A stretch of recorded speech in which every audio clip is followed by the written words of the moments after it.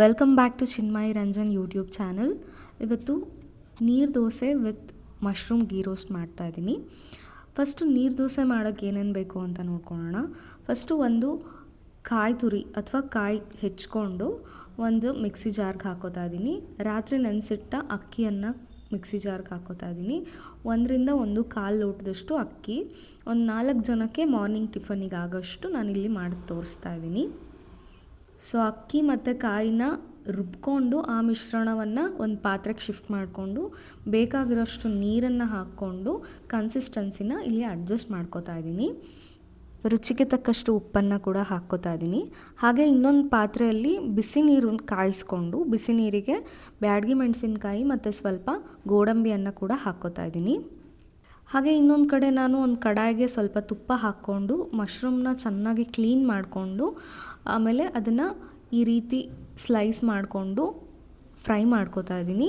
So ಇಲ್ಲಿ ನೋಡ್ತಾ ಇದ್ದೀರಲ್ಲ, ಮಶ್ರೂಮ್ದೆಲ್ಲ ಚೆನ್ನಾಗಿ ನೀರು ಬಿಟ್ಕೊಳ್ಳುತ್ತೆ.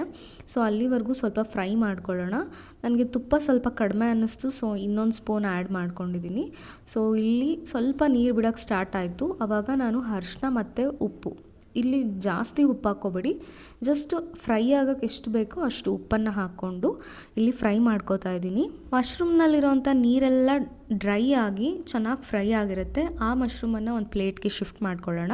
ಇನ್ನೊಂದು ಬಾಣಲಿಗೆ ಜೀರಿಗೆ 1 ಸ್ಪೂನು, 2 ಸ್ಪೂನು ಧನಿಯಾ ಕಾಳು, 1 ಸ್ಪೂನಷ್ಟು ಸೋಂಪಿನ ಕಾಳು, ಹಾಗೆ 1 ಸ್ಪೂನಷ್ಟು ಪೆಪ್ಪರ್, ಹಾಗೆ ಗಸಗಸೆ ಮತ್ತು ಸ್ವಲ್ಪ ಮೆಂತ್ಯ ಕಾಳನ್ನು ಸೇರಿಸ್ಕೊಂಡು ಚೆನ್ನಾಗಿ ಲೋ ಫ್ಲೇಮಲ್ಲಿ ಡ್ರೈ ರೋಸ್ಟ್ ಮಾಡ್ಕೊಳ್ಳಿ. ಸೊ ಇದನ್ನೆಲ್ಲ ಚೆನ್ನಾಗಿ ಕೆಂಪಗೆ ಫ್ರೈ ಮಾಡಿದಾಗ ಘಮ ಬರುತ್ತೆ. ಆ ಘಮ ಬಂದಾಗ ಆಫ್ ಮಾಡ್ಕೊಳ್ಳಿ. ಈ ಕಡೆ ಇನ್ನೊಂದು ಕಡೆ ನಾವು ನೆನೆಸಿಟ್ಕೊಂಡಿದ್ವಲ್ಲ ಬ್ಯಾಡಗಿ ಮೆಣಸಿನ್ಕಾಯಿ ಮತ್ತು ಗೋಡಂಬಿನ, ಸೊ ಅದನ್ನು ನಾನು ಶೋಧಿಸ್ಬಿಟ್ಟು ಅದನ್ನು ಮಿಕ್ಸಿ ಜಾರ್ಗೆ ಹಾಕ್ಕೊಂಡು 1 ಹಿಡಿಯಷ್ಟು ಬೆಳ್ಳುಳ್ಳಿ, ಶುಂಠಿ, ಹಾಗೆ ಈ ಡ್ರೈ ರೋಸ್ಟ್ ಮಾಡ್ಕೊಂಡಿರೋ ಸ್ಪೈಸಸ್ನ ಹಾಕೋತಾ ಇದ್ದೀನಿ. ಹಾಗೆ ಇಟ್ಕೊಂಡಿರೋ ಅಂಥ ಸ್ವಲ್ಪ ಹುಣಸೆ ಹಣ್ಣನ್ನು ಕೂಡ ಆ್ಯಡ್ ಮಾಡ್ಕೊತಿದ್ದೀನಿ. ಇಲ್ಲಿ ಹುಣಸೆ ಹುಳಿ ಮತ್ತು ಉಪ್ಪು ಖಾರ ಎಲ್ಲ ನಿಮಗೆ ಬಿಟ್ಟಿದ್ದು, ನೀವು ಎಷ್ಟು ಕ್ವಾಂಟಿಟಿ ಬೇಕು ಅಂತ ನಿಮಗೆ ಅನಿಸುತ್ತೋ ಅಷ್ಟು ನೀವು ಯೂಸ್ ಮಾಡ್ಕೋಬೋದು. ಸೊ ಮಶ್ರೂಮ್ ಫ್ರೈ ಮಾಡಿದ್ದೆ ಬಾಣಲಿ ಇತ್ತಲ್ಲ, ಅದಕ್ಕೇ ನಾನು ಸ್ವಲ್ಪ ತುಪ್ಪ ಹಾಕ್ಕೊಂಡು ರುಬ್ಬಿಟ್ಕೊಂಡಿರೋಂಥ ಮಿಶ್ರಣ ಇತ್ತಲ್ಲ, ಸೊ ಅದನ್ನು ತುಪ್ಪಕ್ಕೆ ಹಾಕಿ ಅದನ್ನು ಸ್ವಲ್ಪ ಹೊತ್ತು ಫ್ರೈ ಮಾಡ್ತೀನಿ. ಹಾಗೆ ಜಾರಿಗೆ ಅಂಟಿದ ಮಸಾಲ ಇರುತ್ತಲ್ಲ ಅದನ್ನೆಲ್ಲ ತೊಳೆದ್ಬಿಟ್ಟು ಆ ನೀರನ್ನು ಕೂಡ ಇದು ಬಾಣಲಿಗೆ ಹಾಕ್ಕೊಂಡು ಸ್ವಲ್ಪ 1-2 ಕುದಿ ಬರೋಷ್ಟು ಕುದಿಸ್ಕೊತಾ ಇದ್ದೀನಿ. ಸೊ ಕುದ್ದಾದಮೇಲೆ ನಾವು ಫ್ರೈ ಮಾಡಿಟ್ಕೊಂಡಿರೋವಂಥ ಮಶ್ರೂಮ್ ಇತ್ತಲ್ಲ ಅದನ್ನು ಈ ಮಸಾಲಾಗೆ ಆ್ಯಡ್ ಮಾಡ್ತಾಯಿದ್ದೀನಿ. ಸೊ ನೋಡಿ, ಮಶ್ರೂಮ್ ಎಲ್ಲ ಮಸಾಲದಲ್ಲಿ ಚೆನ್ನಾಗಿ ಮಿಕ್ಸ್ ಆಗಬೇಕು.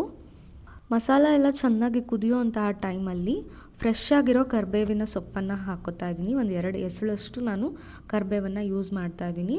ಹಾಗೆ ರುಚಿಗೆ ನಿಮಗೆ ಎಷ್ಟು ಬೇಕೋ ಅಷ್ಟು ಬೆಲ್ಲವನ್ನು ಹಾಕ್ಕೊಳ್ಳಿ. ಹಾಗೆ ಉಪ್ಪು ಕೂಡ ರುಚಿಗೆ ತಕ್ಕಷ್ಟು ಉಪ್ಪು ಹಾಕ್ಕೊಳ್ಳಿ.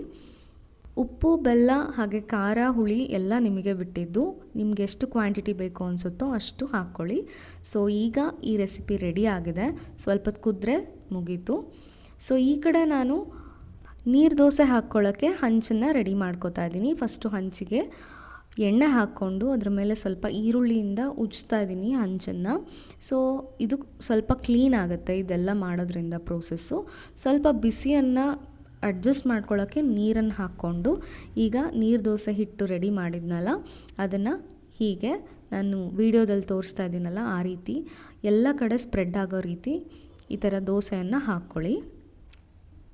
ಹಾಗೆ ಮೇಲ್ಗಡೆ ಸ್ವಲ್ಪ ಬೇಕಿದ್ದರೆ ಎಣ್ಣೆ, ತುಪ್ಪ, ಬೆಣ್ಣೆ ನಿಮ್ಗೆ ಇಷ್ಟ ಬಂದಿದ್ದು ಹಾಕ್ಕೋಬೋದು. ಸೊ ಈಗ ನೀರು ದೋಸೆ ಫ್ಲಿಪ್ ಮಾಡಿ ಹಾಕ್ಕೋತೀನಿ. ಯೂಶ್ವಲಿ ಯಾರೂ ಫ್ಲಿಪ್ ಮಾಡಲ್ಲ, ನಾನು ಸ್ವಲ್ಪ ಫ್ಲಿಪ್ ಮಾಡಿ ಆ ಕಡೆ ಸೈಡೂ ಬೇಯಿಸ್ತಿ ಆಮೇಲೆ ಸರ್ವ್ ಮಾಡ್ತೀನಿ. ಸೊ ಬಿಸಿ ಬಿಸಿಯಾದ ನೀರು dosa with mushroom ghee roast ready ಆಗಿದೆ. ಸೊ ಈ ರೆಸಿಪಿನ ಮನೇಲಿ ಎಲ್ಲರೂ ಟ್ರೈ ಮಾಡಿ ಹಾಗೆ ಹೇಗಿತ್ತು ಅಂತ ಬಂದು ಕಾಮೆಂಟ್ ಮಾಡಿ. Thanks for watching.